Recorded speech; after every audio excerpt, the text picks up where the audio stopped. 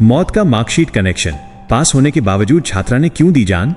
UP board result के वो 2 घंटे जो मातम में बदल गए। क्या आप जानते हैं कि एक कागज का टुकड़ा किसी की जान ले सकता है? क्या आपको पता है कि जिस वक्त आप अपने बच्चों की कामयाबी के सपने बुन रहे होते हैं, ठीक उसी वक्त उनके दिमाग में मौत का मंजर चल रहा होता है?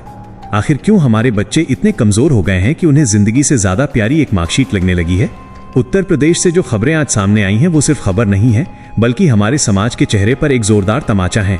यूपी बोर्ड का रिजल्ट आया, खुशियां आई, मिठाई बंटी, लेकिन इसी बीच चीखें भी आईं, और ऐसी चीखें जिन्होंने पूरे उत्तर प्रदेश को झकझोर कर रख दिया है। जालौन से लेकर बस्ती तक मौत का वो तांडव हुआ है जिसकी कल्पना मात्र से रूह कांप जाती है।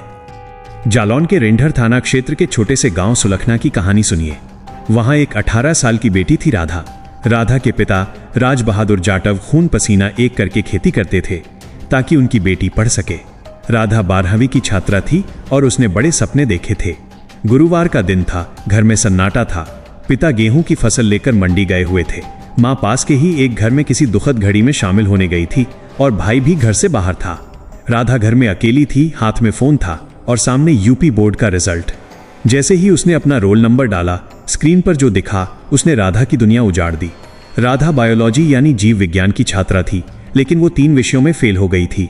फेल होने का वो बोझ, वो डर कि अब दुनिया क्या कहेगी, पिता को क्या मुंह दिखाएगी, उस 18 साल की बच्ची के दिमाग पर इस कदर हावी हुआ कि उसने अपनी जिंदगी खत्म करने का खौफनाक फैसला ले लिया।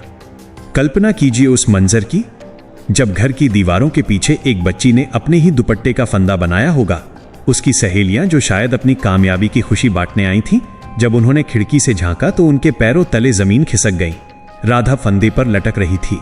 उसकी मां जब घर लौटी तो अपनी लाडली को इस हालत में देख उसकी जो चीख निकली, उसने पूरे गांव का कलेजा चीर दिया।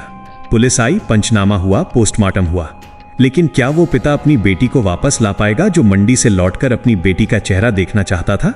लेकिन सस्पेंस और दर्द अभी खत्म नहीं हुआ है, क्योंकि मौत का एक और ऐसा खेल बस्ती जिले के लालगंज बाजार में खेला गया जिसे सुनकर आप कहेंगे कि व्यवस्था और समाज पूरी तरह फेल हो चुका है।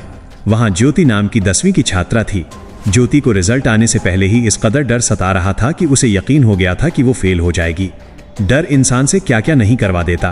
दोपहर के 3 बज रहे थे, रिजल्ट आने में अभी 2 घंटे बाकी थे, लेकिन ज्योति के मन में हार का भूत इस कदर बैठ गया था कि उसने रिजल्ट देखे बिना ही खुदकुशी कर ली। जब रिजल्ट आया तो सब दंग रह गए।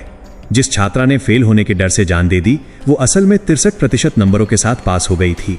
सोचिए उस परिवार पर क्या बीत रही होगी, जिनके हाथ में बेटी की मार्कशीट तो है लेकिन बेटी का शव सामने पड़ा है। ये व्यवस्था का दोष है या हमारे परवरिश का? क्या हम बच्चों को ये नहीं सिखा पा रहे कि 1 साल का फेल होना जिंदगी का फेल होना नहीं होता? इतना ही नहीं, बिजनौर में भी मौत ने दस्तक देने की कोशिश की।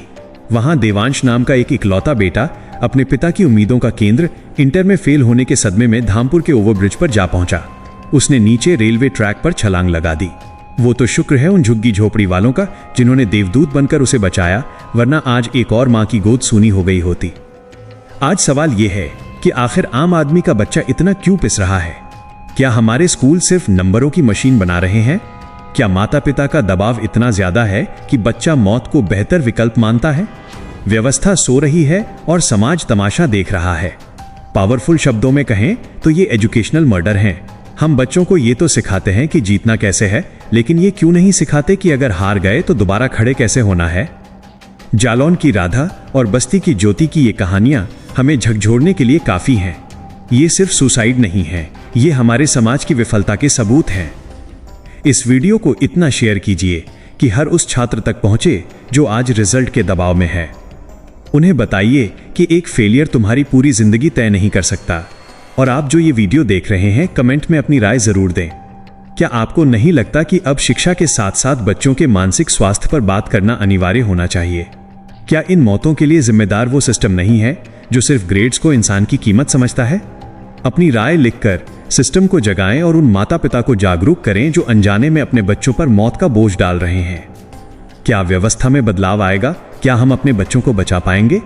कमेंट में जरूर बताएं।